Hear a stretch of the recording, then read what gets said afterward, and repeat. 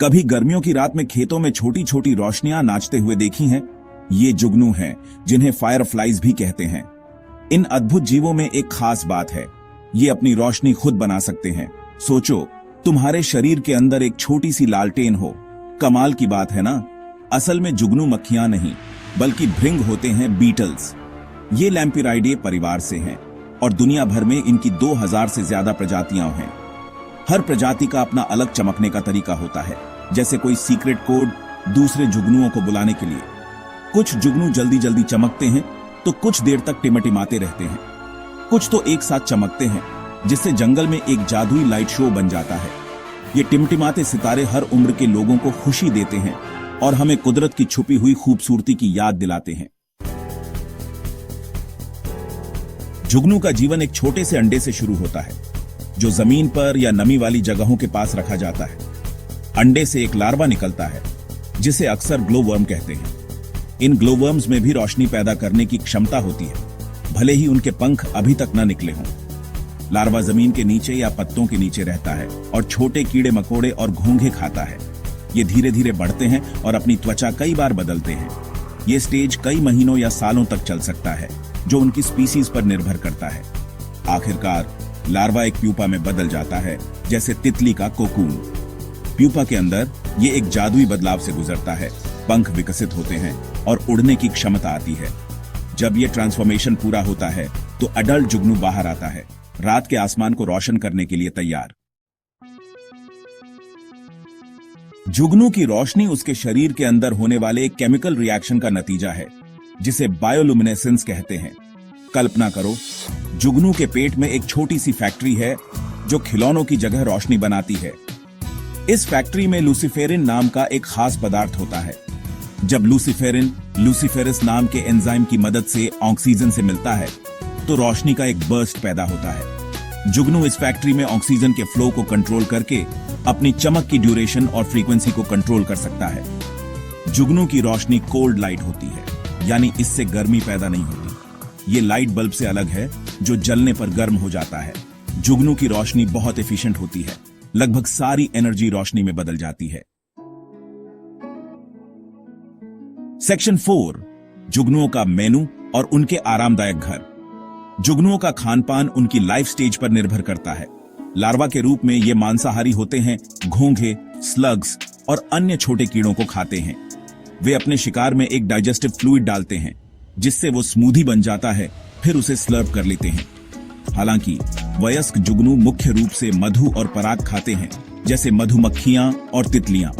ये पॉलिनेशन में महत्वपूर्ण भूमिका निभाते हैं, पौधों को रिप्रोड्यूस करने में मदद करते हैं। कुछ वयस्क जुगनू बिल्कुल नहीं खाते और अपने लार्वल स्टेज से स्टोर्ड एनर्जी पर निर्भर रहते हैं। जुगनू नम और आर्द्र वातावरण पसंद करते हैं, जैसे जंगल, घास के मैदान और दलदल। उन्हें अपने अंडों को हैच करने और अपने लार्वे के पनपने के लिए इन नम परिस्थितियों की आवश्यकता होती है। आप अक्सर उन्हें पानी के पास पा सकते हैं, जहां वे अपनी टिमटिमाती रोशनी से एक जादुई माहौल बनाते हैं। सेक्शन 5, दुनिया भर में जुगनू एक चमकता हुआ नक्शा।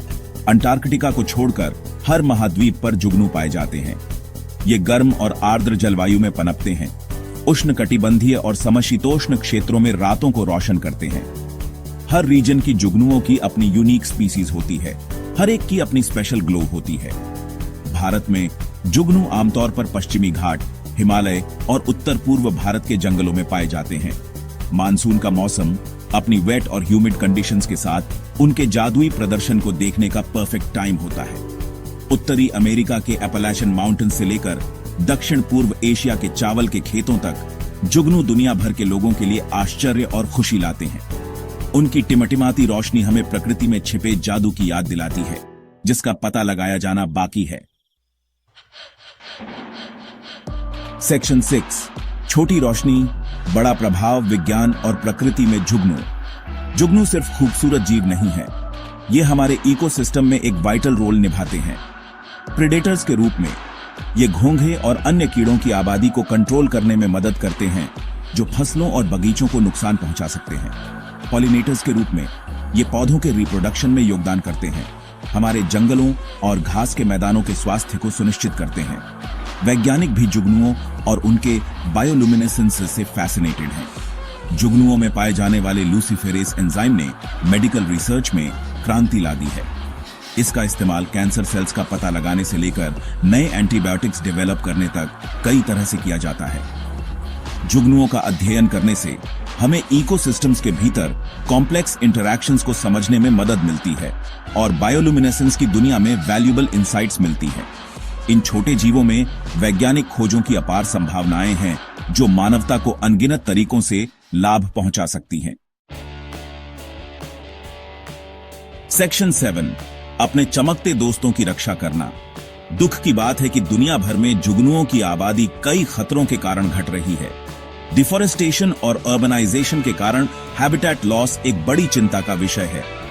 जैसे जैसे हम उनके घरों को नष्ट करते हैं, हम इन जादुई जीवों को विलुप्ति की ओर भी धकेल रहे हैं।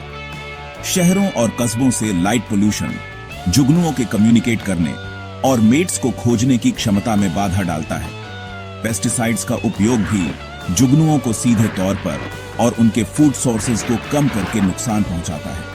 हम सभी इन टिमटिमाते अजूबों की रक्षा के लिए अपना योगदान दे सकते हैं। लाइट पोल्यूशन को कम करके, पेस्टिसाइड्स का जिम्मेदारी से उपयोग करके और उनके हैबिटेट्स के संरक्षण के लिए काम करने वाले ऑर्गेनाइजेशंस का सपोर्ट करके हम यह सुनिश्चित कर सकते हैं कि आने वाली पीढ़ियां भी जुगनुओं के जादू का अनुभव कर सकें।